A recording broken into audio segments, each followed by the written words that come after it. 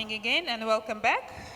We now continue our day one and we begin a critical discussion, an increasing need for dedicated support for media and disaster management. And moderating for this session, I would like to invite Ms. Mali Hazas, UNESCO's Regional Advisor for South Asia. So let's give her a warm welcome.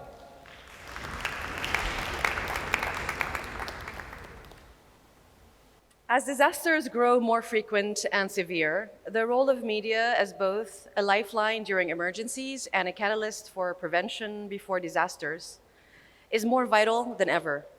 Yet media also face their unique vulnerabilities in crisis, from infrastructure loss to information silos and misinformation.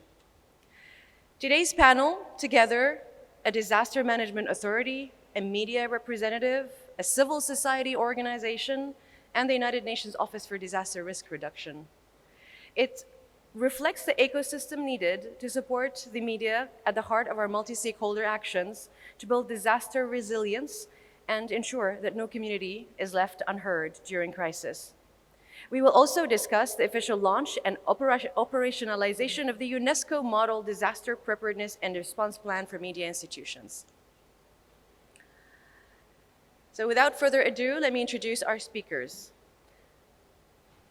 Nargiza Numanova, Asia Pacific Broadcasting Union, expert on media capacity and broadcast partnership for disaster information dissemination.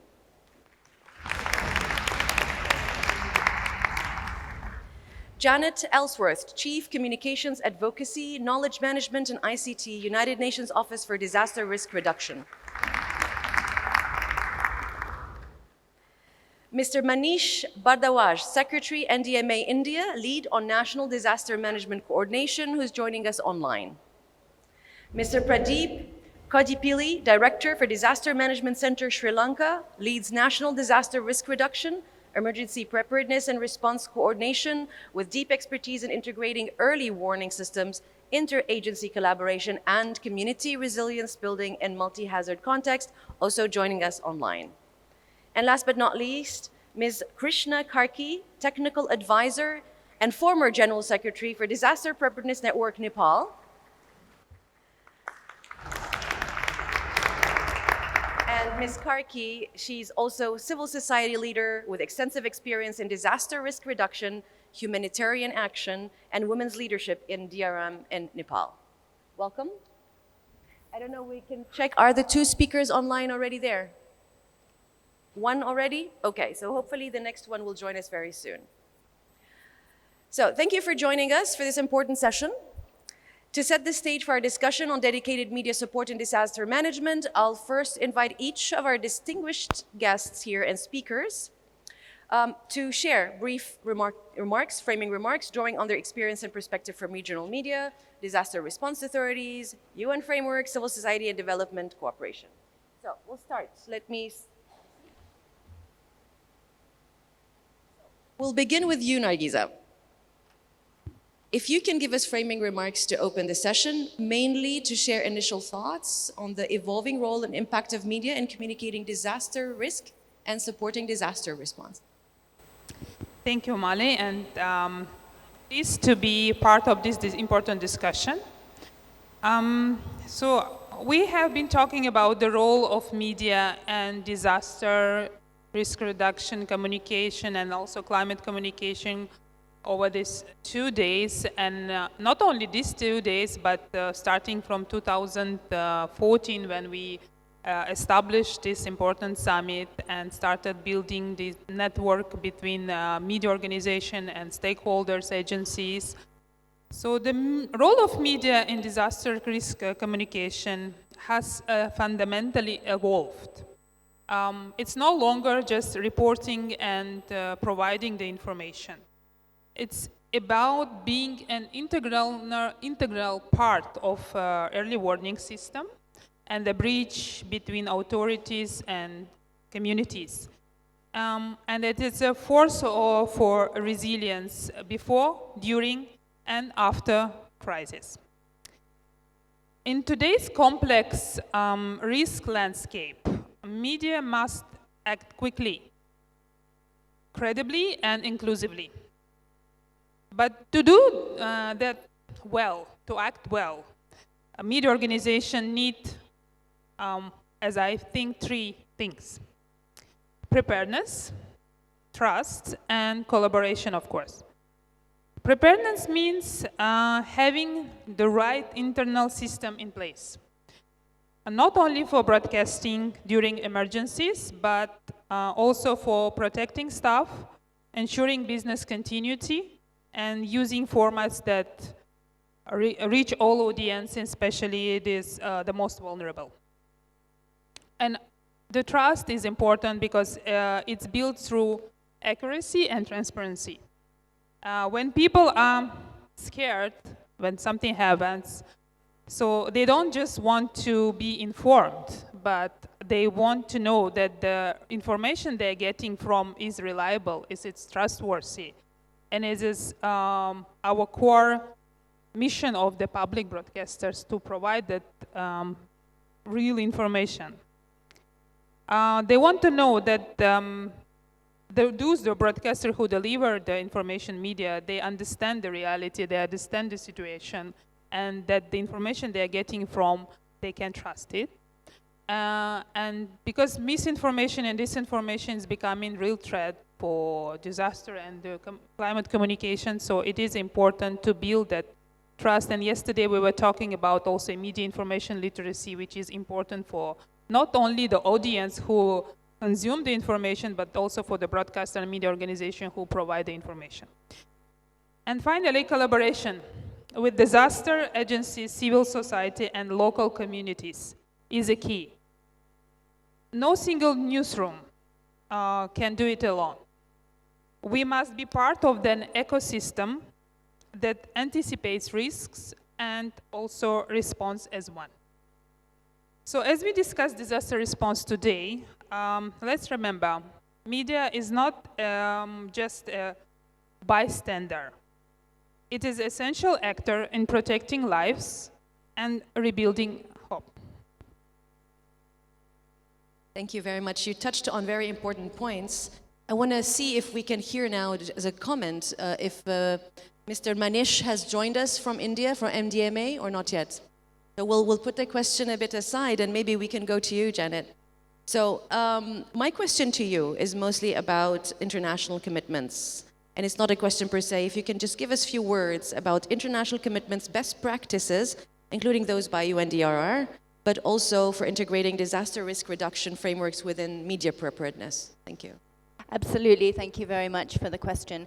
So I'll just briefly define the Sendai Framework for Disaster Risk Reduction in case there are those out there who are not familiar with that. It's a blueprint set up in the context of the Sustainable Development Goals and 2030 Agenda that shows us the way to protect everyone on the planet from disasters and to focus on disaster resilient development. And the progress against the Sendai Framework is very mixed, so we're making progress happily in reducing the number of people who are impacted, who are killed by disasters every year. And in some areas things are not so good, so in fact the cost that disasters are costing every year, the damage that's done is actually increasing, and there's many reasons for that, which I won't go into in great detail. But one of the areas that we are happily making progress in is that of early warning systems, and part of the reason for that is actually because of the role that media plays in this important area and global advocacy initiatives such as the Early Warning for All initiative that the UN Secretary General announced a couple of years ago. So we are making some progress, and the media has a critical role to play in that area. They need to provide information that's timely, understandable, and actionable. But you can't deliver an actionable early warning system if you yourself are impacted by the disastrous event. So that's why the framework that UNESCO has launched today is so important. It's really a protective tool for media to be able to get up and running as quickly as possible to be able to serve those communities that they need to reach. And the Sendai Framework also talks about critical infrastructure, so they talk about health and education, but in fact, we can more and more count information channels as critical infrastructure. So we really should be thinking along those lines and protecting some of the most critical structures that we need in place for fast response and recovery. In very practical terms, UNDRR promotes working across silos and breaking down the barriers between working across government, civil society, different parts of government even, and the media. So I wanted to highlight that when we were working on Media Saving Lives, we started to see the need for working groups in country that linked government, national disaster management authorities with Met offices who give the information about oncoming weather-related disasters, and the media, who would then be responsible for issuing those disasters. Very practical actions that we promote. And I wanted to give a really brief, you asked for best practices, so a story that came out of Tonga that's very positive. In Tonga in 2022, there was a volcano that resulted in a tsunami. And our colleagues who work on monitoring the tsunami in New Zealand, Australia, and around the Pacific, they told us that because when the impact happened and all the communications went down, they were absolutely terrified of what the impact was, because they had no idea what was going on. And when the dust settled and the waters retreated, they learned that Tonga had been able to get everybody evacuated. They only lost 4 people in the whole country because they announced the early warning on time. And both the government and the Tonga Broadcasting Corporation who had been involved in the Media Saving Lives activity, told us that that was because of the action that they had taken and the practice that they had had, and they had been doing their tsunami drills on just 2 months earlier for World Tsunami Awareness Day. So it's a great example of how all the linked up activity across government, across the UN and civil society partner and the media had a really happy result. And we don't have those stories very often, but they're very powerful. So I just wanted to close with one final thought. As Nagisa was saying, and we've said many times, this is all about trust. You don't build trust with your community at the moment that a disaster hits. You have to build it in the time in between. You have to do your preparedness before the disaster comes. So if you're waiting for a disaster event to see if your media house is resilient, or if you're waiting for the disaster event to see if the community will listen, you've waited. It's too late. It doesn't work. So my message is start now. Get your media resilience plan in place and get working on the outreach, that trust building, and the disaster preparedness. Thank you, Janet. You both made important points. We're talking about trust. Yesterday, we also talked about how the public should make critical decisions. They can only make critical decisions when they have access to information, which the media provides.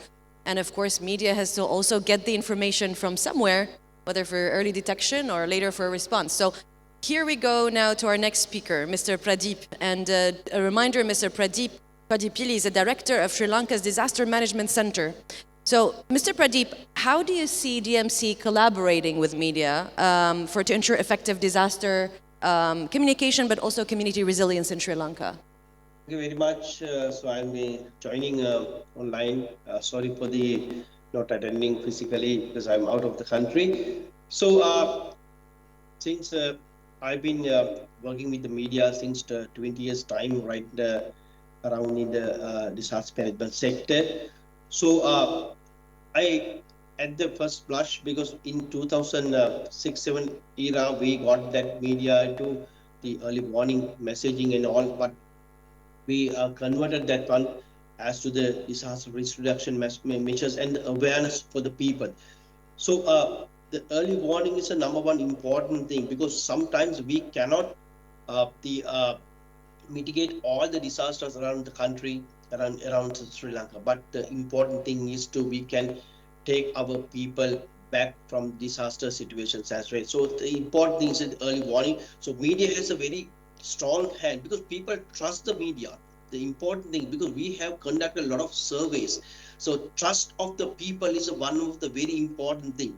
So people trust the media, the messages, so they are validated. That is very important. The Disaster Management Center already provided the details to media and connected with 24/7 basis, all the early warnings and all been connected with the media. when you are coming to the ground level people, so that is very important. The messages from the media is very, very important. That is a very important point.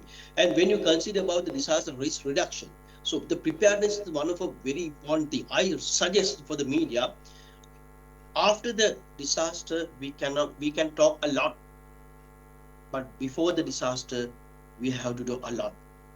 Please, I think it's very important, the awareness for the communities, even for the children, school children. Even school children need some kind of a very important information through the media. That is why we are expecting to have kind of a interaction in between the media, because I myself have been attended with the media since 20 years time with the disaster management sector as a media spokesperson. So I really appreciate that even that ABU, because we attended all the ABU events. And also the thing is, so media has one of a very important role, the early warning, awareness, and also even for the preparedness. So those things, those three very important role, if the media can collaborate with the disaster management sector, not the center, sector, in everywhere in the world, so that would be very important. That is my opinion.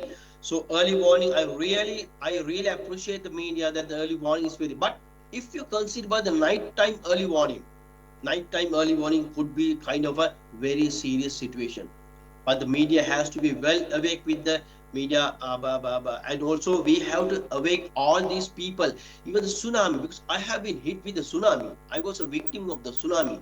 My life is also was in danger with that particular situation.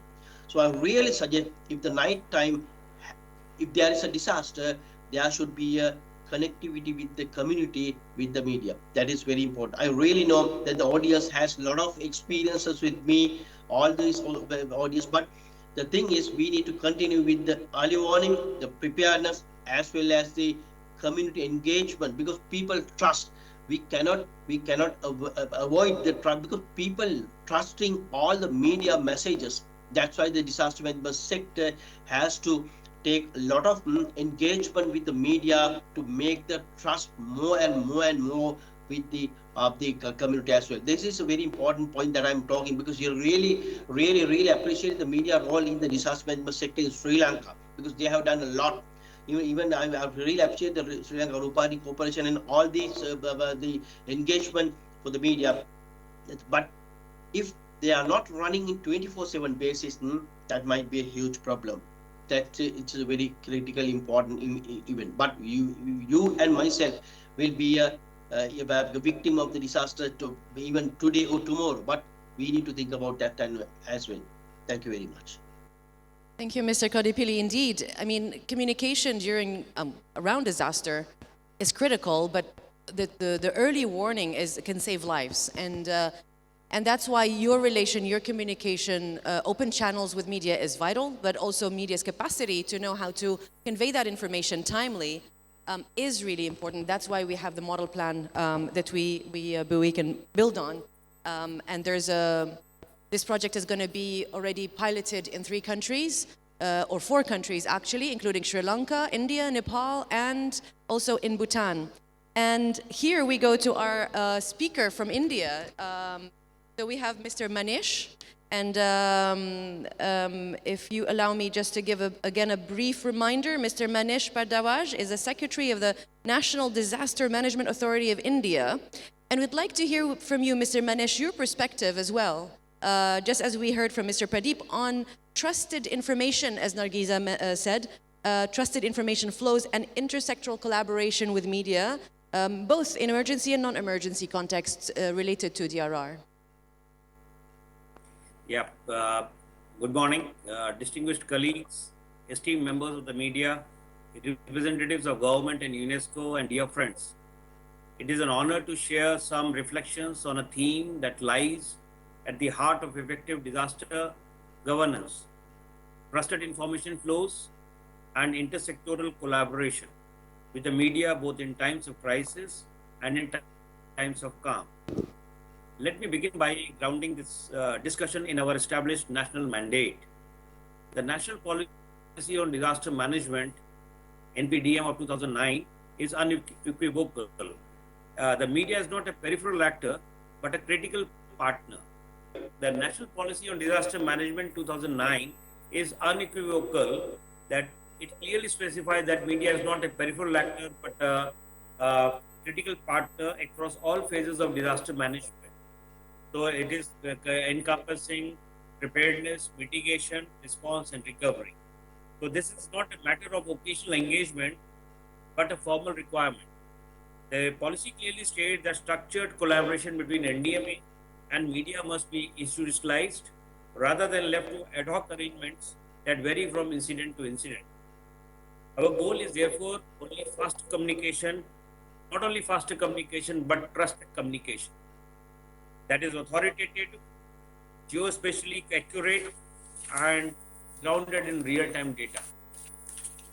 To this end, we are strengthening our emergency operations centers at state as well as district level, equipping them with modern communication technologies, decision support systems, and redundancies such as satellite and ham radio network. These systems ensure that when the system seeks verified information, there is a single reliable source to depend upon. Equally important is the whole of government responsibility. Laid out by the Disaster Management Act, every central ministry and their state counterpart is required to integrate preparedness, communication, and warning dissemination into plans. In other words, communication is not the domain of any single agency; it is a collective duty, and within that collective framework, the media is recognized as a cross-cutting stakeholder across all government. We are implementing this mandate also through the incident response system, which truly anchors our ability to communicate with clarity and coherence during a disaster. The IRS gives us a unified command structure, bringing every responding agency onto a single platform with clearly defined roles from the incident commander to the information and media officer. NDMA issued guidelines on IRS in 2010 to ensure that all ministries, departments, states, districts, etc., embed this system into their respective broader EM plans. This ensures that the public receives information that is timely, accurate, and consistent even in the most challenging moment. As we deepen IRS implementation across states and departments, our partnership with the media becomes even more crucial. When the media amplifies verified advisories and counters misinformation, it directly strengthens response on the ground. Building a stronger interface between IRS communication functions and our media colleagues will be essential to a more reliable and resilient disaster management systems. This is all from my side for now. Thank you. Thank you very much. We've heard about public institutions being all involved, no silos. We talked about the media's role, we talked about international commitments and support, but what about civil society?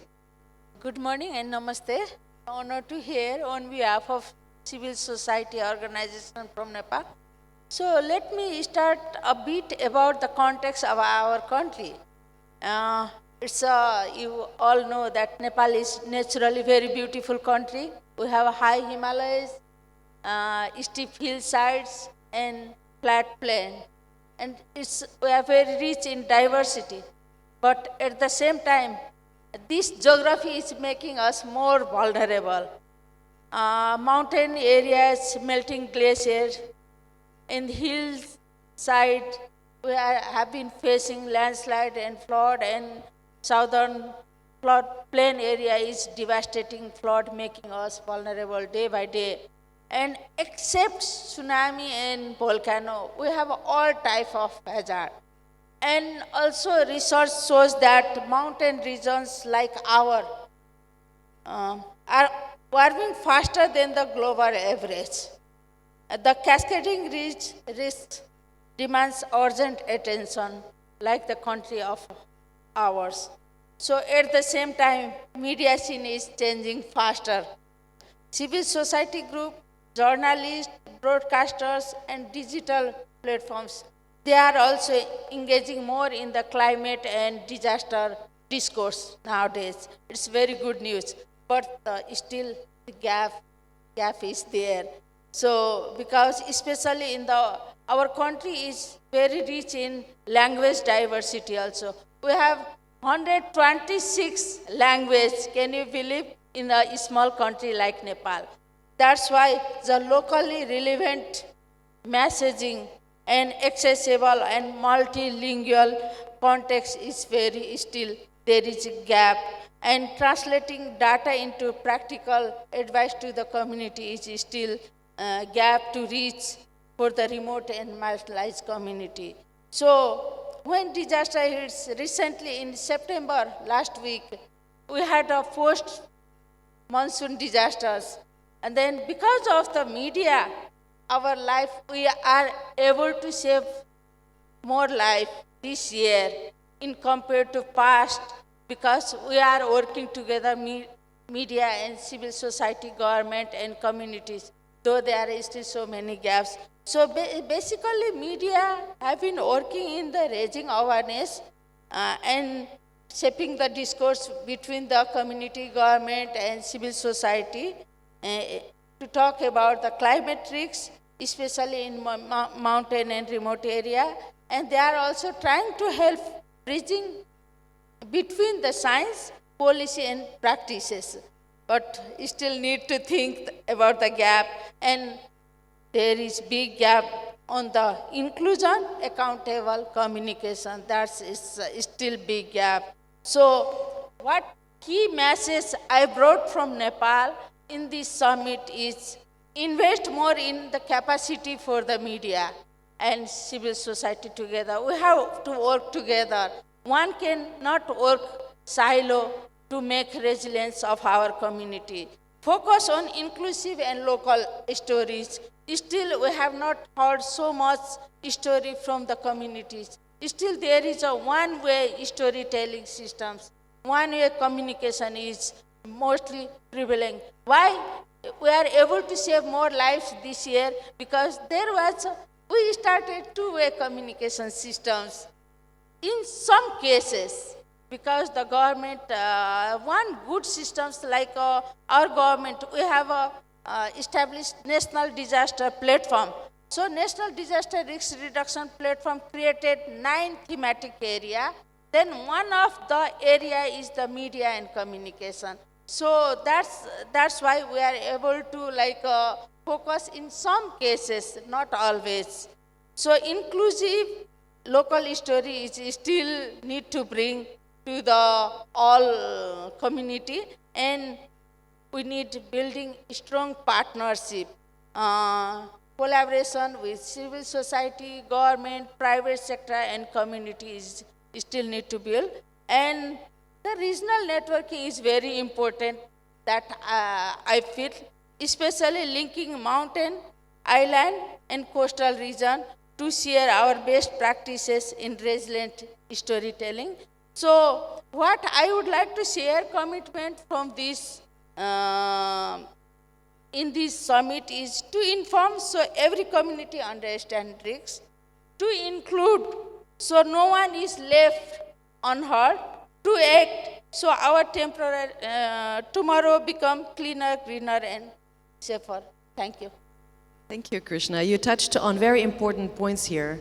But while you were speaking, I was thinking, years ago, this was the case. There would be no information. Now, I don't know if it's a good thing or a bad thing, but there's a lot of information on social media. A lot of it is, I don't want to say all of it, but most of it could be creating panic because it's not credible, trustworthy information. Could create chaos, which of course could hamper any, it would hamper any efforts to save lives, right? So basically, I go to Nargiza here. You talked about media, about empowering media. What do you feel are the priorities to empower media so that they would be able to provide this trustworthy, timely information, especially that during disaster, and we mentioned it before, is that media themselves would be affected. A lot of media houses, radio stations could be demolished during disaster as well. So what do you think are the top priorities when empowering media to do their job? Yeah, thank you for question. And I would like to comment what was Krishna was saying, that because of media, they were able to save more lives. So when we speak about media, and you also mentioned another part that about misinformation or any panicking information. So again, coming back again, providing the trustworthy and reliable information, it's a safe living. It's a critical. So to empower media organizations to deliver timely and accurate information and trusted information in disaster context, I believe there are mainly three immediate priorities. First, we need to institutionalize disaster preparedness protocols within media operations. And therefore, for instance, adopting these tools like UNESCO model disaster preparedness and response plan that we have developed is integrating them into the editorial policies and technical workflows and decision-making is in decision-making structures is important. Second, capacity building is essential to equip journalists, media workers with the skills and the knowledge is important.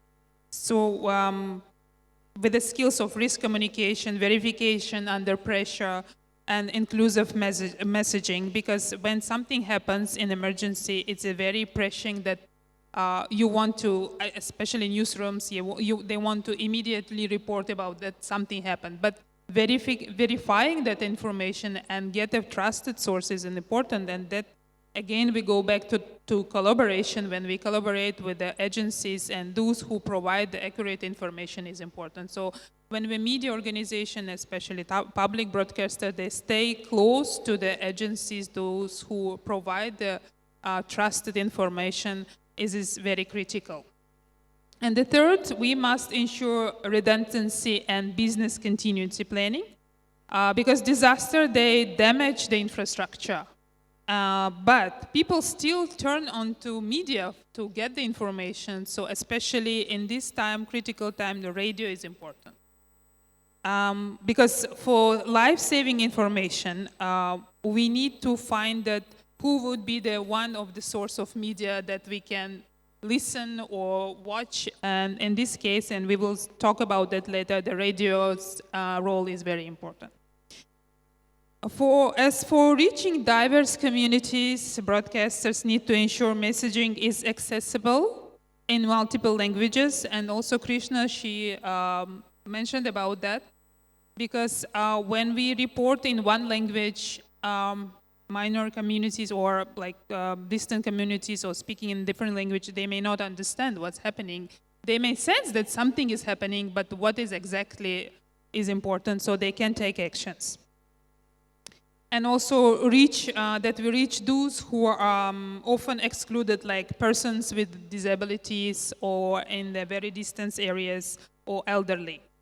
So the role of media in crisis is not only to inform, it is to connect, to reassure, and to empower.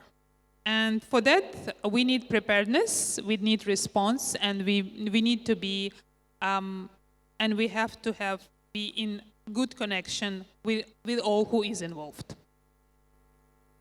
Thank you. Thank you. You made very important points. Inclusion is a very important factor. And maybe we can go here to Mr. Manesh again. My question to you is twofold. So basically, what partnership models between disaster management authorities in India and media have proven effective in the past? And if you can also tell us if there are any things that can be done better, differently, with media on disaster prevention and preparedness. And I'm not talking only about times of emergency, but also times of emergency, also with the what do you call them, before the crisis hits. Yeah, thank you for your question. I would like to say that in India, like to answer your question, like what partnership models have proven most effective in the Indian context. So I would like to say that the ability of the NDMA to establish two-way communication with media, not only during the time of emergency, but also during the we are in the preparatory phase, so that the preparedness phase, so that there is a sustained, continuous exchange of information through the media to the general public. So in India, I would say that recently we have developed an app for dissemination of public warning. We call it Sachet. So through this app, it's India's first and only national disaster alert portal, which is developed by the government of India for the purposes of NDMA. Built on the global common alerting protocol, this app integrates alerts from all major scientific and technical agencies. That is the Indian Meteorological Department, IMD, Central Water Commission, INCOIS, Indian National Center for Ocean Information Services, etc. So the strength lies in multi-channel communication. Citizens receive real-time geo-targeted alerts in multiple Indian languages through SMS, mobile apps, browser notifications, and even satellite terminals through Gagan and Navik. I also told you earlier about the incident command system, which is in as within the as per the national policy on disaster management. So it institutionalizes a structured communication architecture during emergencies. So the NDMA has issued guidelines on the IRS under the Disaster Management Act, and the primary objective is to enhance and standardize India's disaster response mechanism through aiming for effective, efficient, and comprehensive disaster management to minimize loss of life and property. So the IRS works on a simple principle. It's all public information approved by the incident commander, ensuring coherence across NDMA, state authorities, National Disaster Response Force, the Armed Forces and District Administration. The Information and Media Officer plays a pivotal role, preparing official updates, countering misinformation, coordinating with scientific agencies, and maintaining an incident log. So, these are during the times of emergencies. So, what happens in the normal times when there is when we are actually preparing? We basically keep ourselves prepared and ready to face any eventual disaster. So the role of media and the integration of media is critically more important in such times as well. So National Disaster Management Act states, the National Disaster Management Plan of 2019 very clearly lays down that this communication must be continuous, transparent, and sustained. We have been recent public campaigns which have been engaging with the media to keep the public informed, misinformed, have been in terms of school safety drives which have been undertaking, engagement with the community, engagement of the youth, and capacity building, and the mass media campaigns on every type of hazard exposure pertaining to the various different states in our country. So I believe that these initiatives have really emboldened the efforts undertaken by NDMA to reach to the general public through our media. The media has played a very stellar role in our communication strategy in terms of disseminating the correct and the right information, not only during the times of emergencies, but also during the time of calm. Thank you. Thank you. Thank you very much. So we heard Mr. Manish talk about the strategy in India. We also were talking about the model plan. And thank you again for the invaluable input from UNDRR for the preparation of the plan. My question to you is, what are the best approaches to support operational cooperation between what we're referring to here as the authorities, the working on disaster risk reduction, various stakeholders, and media organizations?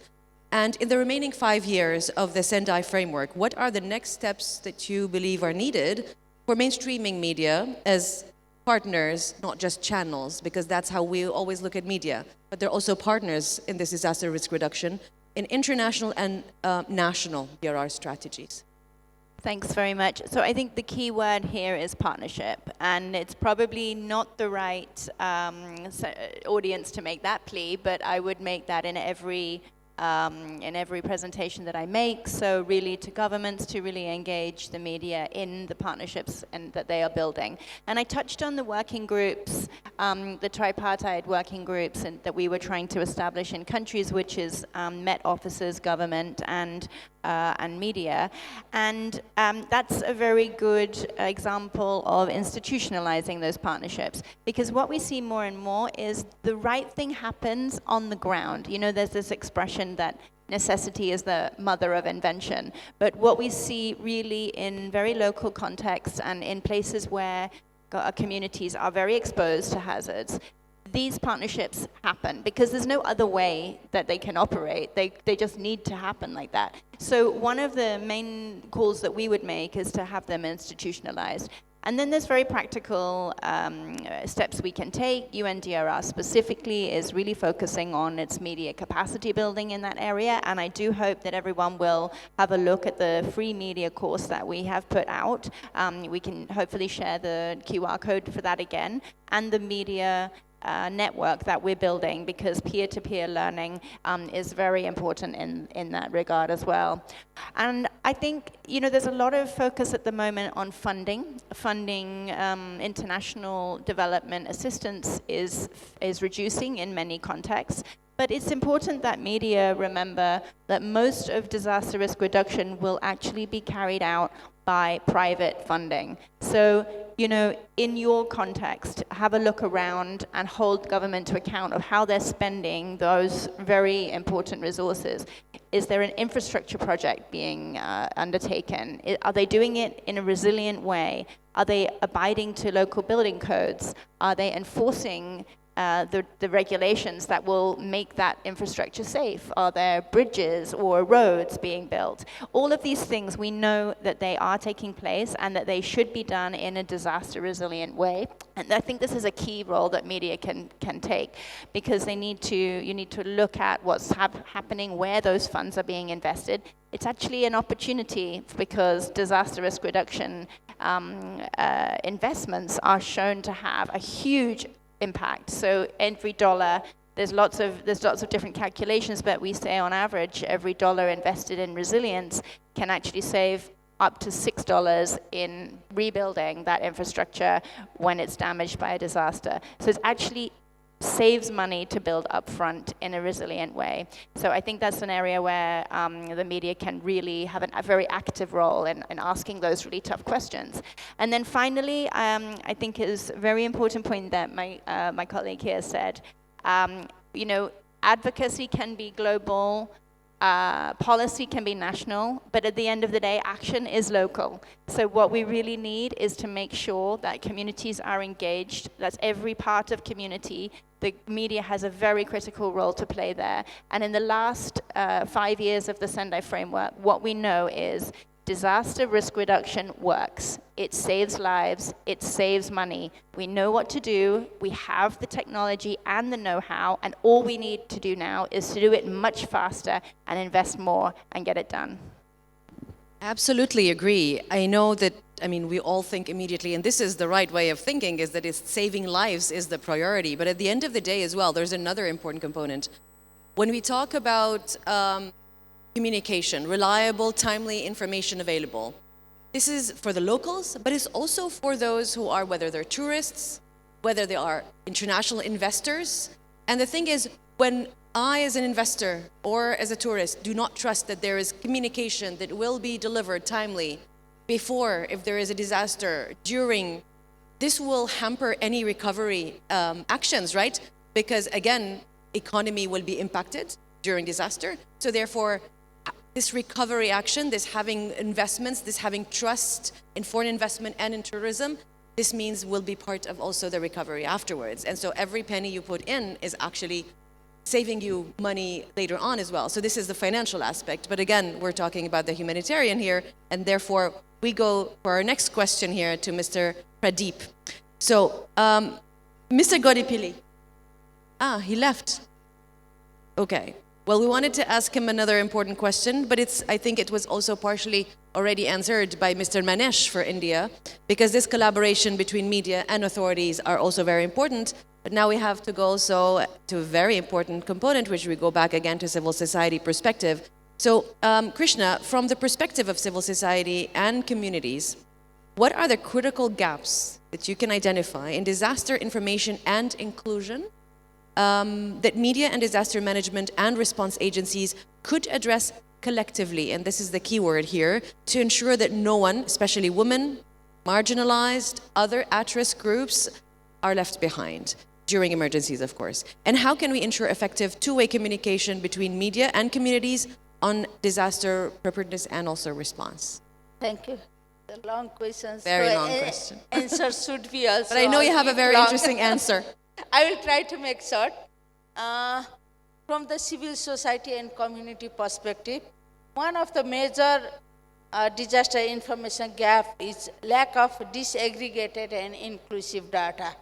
Because mostly in the risk assessment and early warning system, it do not break down information by sex, age, disability, ethnics, minority, gender identity, or economic status. It's always gap we have seen, either in the risk assessment or early warning, or even in the post disaster situation. So that's a measure. Because of that, the distinct need of those people, especially persons with disability, older people, women with different intersectionality and the gender, different identity of the gender, so their need has not been addressed. There is always chance to miss their need. So secondly is a barrier to accessing the information. As I already mentioned, even the country like Nepal, India, and many in the South Asian country, mostly, not whole Asia, especially in my own country, including the South Asian country, because of the social norms, the women's mobility and decision making is still limited.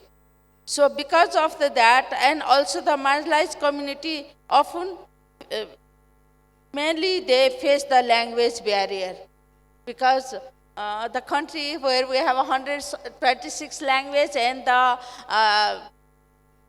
the message is going only national and regional language, or I would like to say less than 10 languages. If government or news agencies cover, then how people can get a message? Then another barrier is the low literacy rate also, because people cannot have a digital divides and others. That's also limiting there, and limited connectivity. And those kind of structural barriers also undermine the access to life-saving information. And then third is a top-down and generic communication. Always messaging going through the media and civil society or government to the community. But how about the messaging receiving from the community to the upward? So two-way communication is still there is a gap. Limited inclusion in planning and designing of the communication strategy. So that's also still, because we don't know how, what kind of information or what kind of strategy we need to adopt so that community can easily understand and accept those messages. That's still limiting.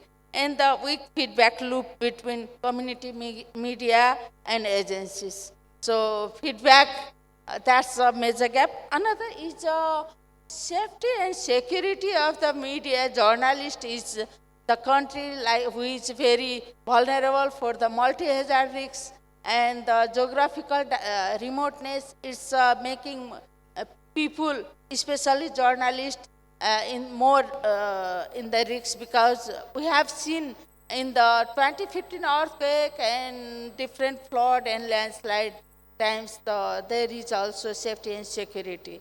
So the second part. We have 5 minutes left. Okay. If you can. Just two-way communication, I will just give the point. Engage in the co-design communication with people. Then second is use the diversity and localized communication channel. One communication channel, like I use radio, SMS, whatever, and mostly in our case, building the like in-person network is very important. We have community disaster management groups. We have a youth club. We have mothers group. We have child clubs. We have community forest users group all over Nepal. More than 25,000 groups are there. So we can mobilize those groups also to messaging and build a strong feedback mechanisms. During COVID and earthquake, we established the help desk at the local level. That also one channel or way to get feedback from the community and investing in capacity building and representation. Inclusive representation is not negotiable. It should be very urgent and it should be mandatory and build trust and local ownership. It's already mentioned by the colleagues. So let me finish here. Like still top down messaging is going top down. We need to make a two-way communication. So I will stop here. Thank you, Krishna. There are a lot of keywords that we've heard throughout this session. We talked about inclusiveness, we talked about collaboration, we talked about credible, trustworthy information. I think we have just a couple of minutes that will allow us perhaps to take one or two very straightforward questions from the participants. If anyone has a question here to the panelists. Just one question that came was like you talked about partnership. You talked about partnership with media, and very often when it comes to disaster, what we experience is that it's more like a reaction. So, what kind of partnerships with media would be the best for a country like Sri Lanka to kind of really be proactive? I believe that this is a question for you, Mr. Manesh. Did you hear the question? So if I heard correctly, is what India mentioned some good examples of collaboration with media, right? Am I right? And if to also inspire Sri Lanka and other countries to do the same, what advice would you have? To be proactive. Yeah. So basically, you know, there has to be a purposeful and sustained partnership between the disaster management authorities and the media, so that we have a risk-informed public and a resilient public throughout the country. To meet that objective, I would say that we should have a regular and purposeful interaction with the media during all times, not only in emergencies, but also when we are keeping the community in the preparedness phase. For that, we should have some institutionalized, media government coordination mechanism must be there. So this allows us to send us and give and disseminate effective and correct information to the public without creating any without spreading any panic or without creating any misconceptions. That is very important. And thirdly, there must be sustained media campaigns to build trust and literacy amongst the public on a particular kind of hazard which the disaster management authority needs to highlight. So this is very essential. And secondly, there must be stronger feedback loops based on this interaction between the media. These feedback loops basically help the disaster management authorities to effectively,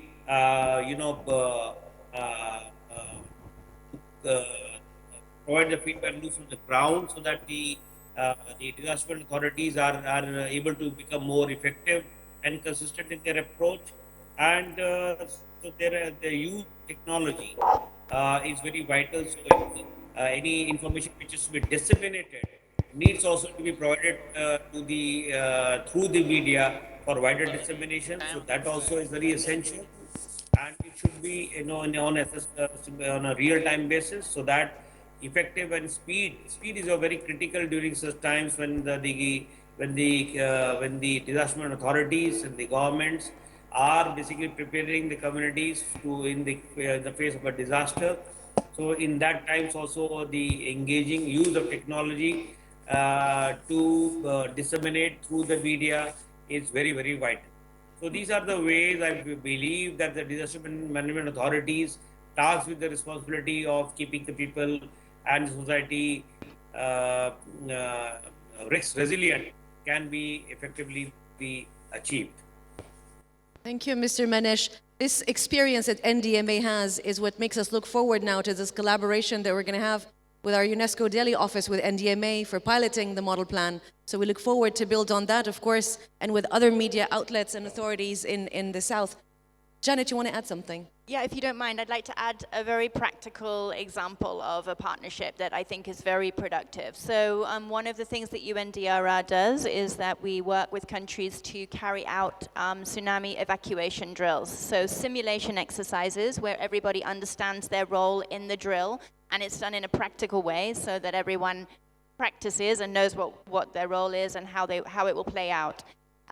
In a recent country, they told us that, the media house there told us that it was the first time that the government had invited them to have a role in the exercise. Before that, they had not been invited, and then at some point they had been invited to report on the exercise that the government was doing. But now they were very happy that they had been invited to have an actual role in the exercise itself. So I think this is a very practical example of a partnership that the media should play a very strong role in, and it's changing the way we see the media from something that a one-way communication function, reporting on something that is done, to really having an engaged role in that activity. So my plea would be get involved, have a role in the disaster response strategy of your local or your national authority, get involved in the exercises, push to make it known that the media has a role there, and I think that's a very practical partnership that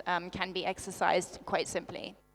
Thank you. If I look at the three of you, I think immediately of the key word of what things that you have focused on the most. Krishna, you focused mostly on inclusion, partnership, Janet, and media empowerment. So with the discussion, with the information that our speakers shared, I hope that you have enough to charge yourself with information and food for thought for the next session, because Marco is going to show us how we can implement the model plan that we've been talking about since morning. I thank you very much for your attention. I thank the speakers for their valuable information and input, and I look forward to see how we can work on this for the rest of the day. Thank you.